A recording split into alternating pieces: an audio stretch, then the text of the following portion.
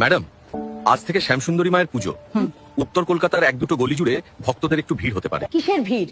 রাস্তায় ওসব ভিড় ভাড়টা একদম চলবে না। পুলিশকে বলো লাঠিচার্জ করে সব ফাঁকা করে দিতে। রাস্তা আটকে পুজো, যত সব ঢং।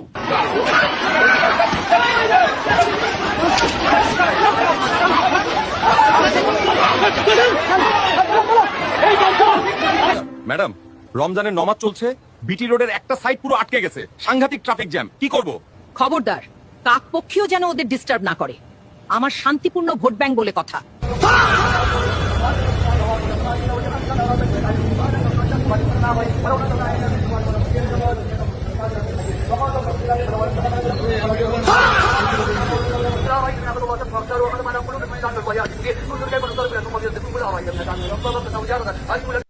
এই রাজ্যেই একই শহরের বুকে দুই ধর্মের জন্য দুই রকম নিয়ম।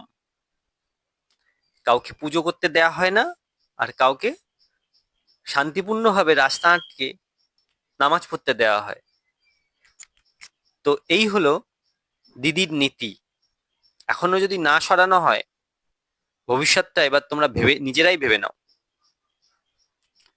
তোমাদের সন্তানরা সুরক্ষিত তো এই রাজ্যে দিদির ছায়াতলে?